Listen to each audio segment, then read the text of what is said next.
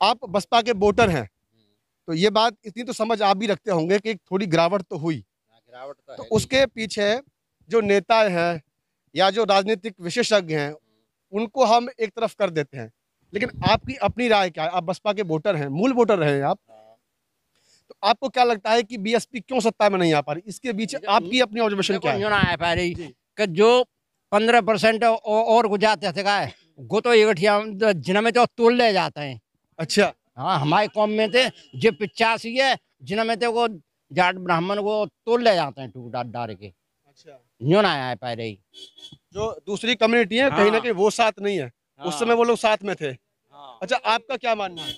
हमारा मानना ये है कि हमारे लोग ही उनके बहकावे में आ जाते हैं और अपने वोट को दबाव में डालकर या ऐसे करके डाल देते हैं, तो दबाव में आकर बहन जी बिछड़ रही थी। लेकिन अब के ऐसा नहीं होगा, अब युवा जाग चुका है और बहन जी की सरकार एक ऐसी सरकार है जिसमें सर्वजन हिताय सर्वजन सुखाय सभी के लिए चलता है। की बात होती है। ताऊ जी, आप बताएं, आपको क्या लग रहा है कि एक भारी गिरावट हुआ वोट में, उसके पीछे आपकी ऑब्जर्वेशन क्या, आपको क्या लगता है? गिरावट किस लिए हुई? इसलिए हुई है कि 85 और 15 का जो सत्ता चल रही है हमारी पहले से भी, तो उन लोगों ने, ब्राह्मणों ने अपनी हमारी सरकार को बिल्कुल ही नष्ट करने के लिए सोचा है। ब्राह्मणवादियों ने, भाजपा वालों ने। लेकिन ब्राह्मणों के बीच में तो सतीश मिश्रा आज भी वोट मांग रहे हैं ना।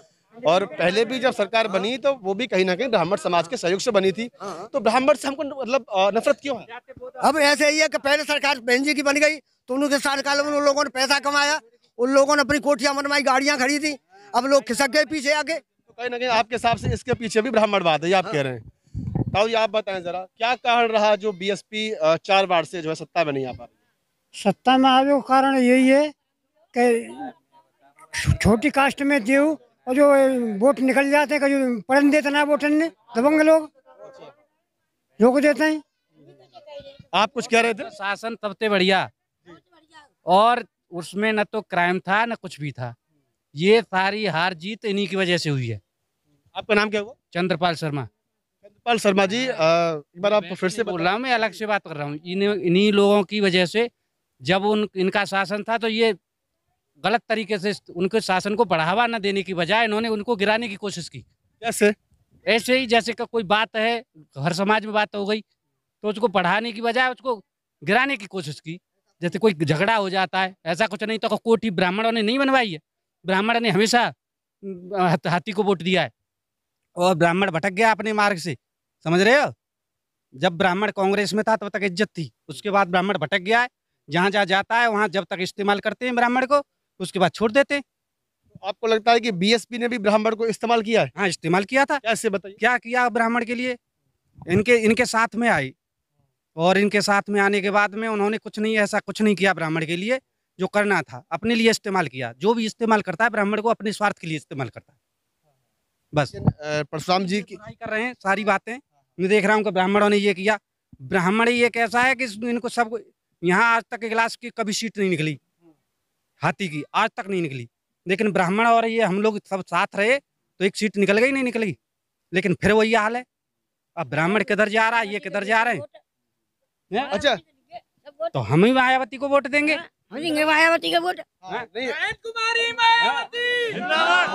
पंडित जी भी कह रहे हैं कि वोट उनको ही देंगे, लेकिन उन्होंने एक कारण बताया है, उनकी एक अपना एक वजह हो सकती है।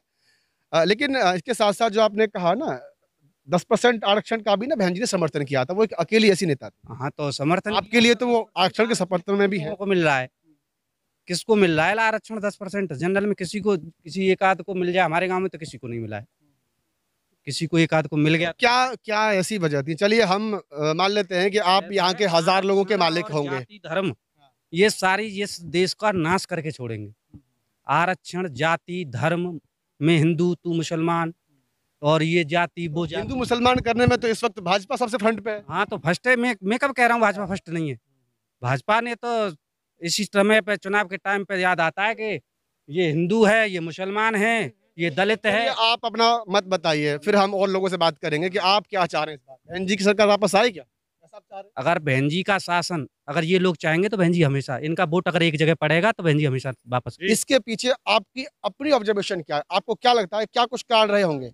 जिसमें ईवीएम की कमी है। ईवीएम हमारा वोट डालने हाथी पर और वोट जा रहा है कमल पर। जो कानून आया था उसको लेकर जब ब्राह्मण समाज के लोग जो कह रहे थे कि ये लोग अपने सरकार में थोड़े ताबे पे आ जाते हैं और उनको फील होता है कि जो हरिजन एक्ट बना है उसके कारण उनको गिल्ट होता है कि ये ताबे पे आ जाते हैं, उनको फिर ऑब्जेक्शन करते हैं या एक्ट लगा देंगे, ये कर देंगे। तो ऐसा कुछ नहीं है। तो इससे मुझे लगता है कि इनको कहीं डर है कि बीएसपी की अगर सरकार आती है तो फिर वो दोबारा से हम पे हावी होंगे और हम पे एक्ट लगाएंगे, उल्टे सीधे मुकदमे लगाएंगे। तो इसको लेकर कहीं ना कहीं ब्राह्मण समाज के अंदर SC/ST एक्ट की बात कर रहे हैं। हाँ, वो उसको लेकर कहीं कहीं ब्राह्मण समाज के अंदर डर है कि ये फिर दोबारा से बौखला जाते हैं, क्योंकि नेक्स्ट टाइम से या फ्यूचर लास्ट टाइम से यही कहना है। चलिए बात करेंगे आप। सर आप बताइए क्या कुछ वजह मानते हैं आप जो बसपा का जो जनाधार है कहीं ना कहीं वो टूट रहा है, तो इस बार क्या लगेगा वो तो हम बात करेंगे, लेकिन कारण क्या रहे जो वोट छटक गया?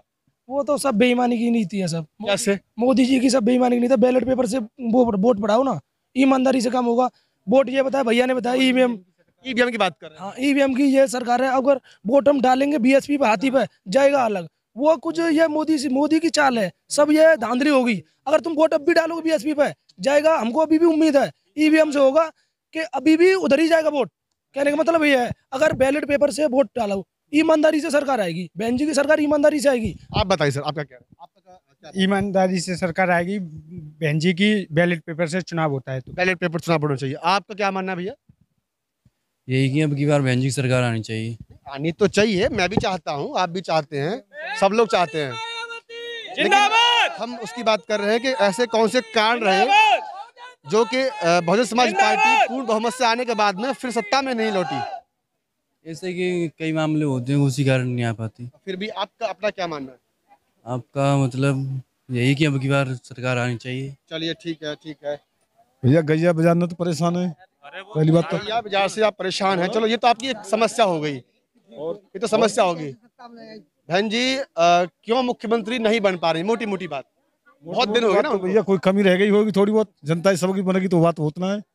थोड़ी बहुत कमियों के पीछे लेकिन आपने तो अपना वोट दिया। हम तो बार देंगे और फिर देंगे अब। अच्छा चलिए बहुत अच्छा लगा आपसे बात। आप बताइए भैया क्या कारण मानते हैं आप? कारण कुछ नहीं है, ये कहा था बहन जी की सरकार आई हुई पहले आई हुई 4 दफे, तो बहन जी ने काम अच्छे किए थे। इन्होंने बहन जी के कामों से ये ना फिट हुए, ये सरकार काम ये नहीं कर रही है सही कर। चलो आप बताओ आप क्या मानते हैं? हम क्या साहब बहन जी की दोबारा सरकार आएगी, और ये तो सही जैसे कि थोड़ा पब्लिक जो है ये देखती है कि इससे अच्छा और करे, तो उससे उन्होंने और बुरा किया, तो इस वजह से अब कई बार पब्लिक ये सोच रही है कि जिससे तो पुराने ही बढ़िया है। नहीं, वो सत्ता में आ नहीं पा रही हैं, वो मैं कह रहा हूँ, वो क्या कारण रहा? आप क्या मानते हैं? आप बीएसपी के वोटर है ना, टेलीविजन भी आप देखते होंगे, लोगों से भी बात करते होंगे। दलित समाज है ये बहकावे में आ जाता है। बहकावे में आ गया जी, अब की बार नहीं आएगा। अच्छा जी, अब की बार नहीं आएगा। ये दलित समाज जो पहले बहकावे में आ गया, इसलिए बहन जी जो पिछड़ गई। अच्छा बीएसपी की क्या पहचान? जड़गुंडों की छाती पे, जड़गुंडों की छाती पे। तो इस वक्त हम अलीगढ़ के इंगलास विधानसभा क्षेत्र के पाताल खेड़िया गांव में मौजूद थे, एससी समाज के लोगों के बीच में जानने की कोशिश की कि जो दलित वोट है कारट है तो 100 रुपया घर घर सब जनाने न पता नहीं, और बेकायदा ही के पैसा आएंगे जामे 1000 रुपया आएंगे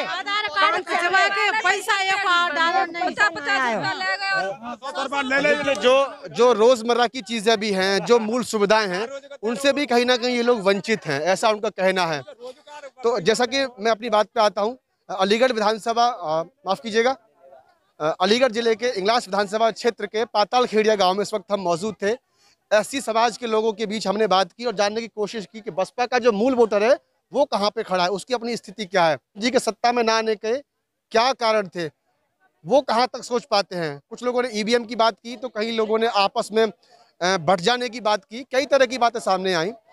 तो ये इन लोगों की बातचीत पर आपकी अपनी क्या प्रतिक्रिया, एक बार कमेंट बॉक्स में अपनी राय जरूर दें।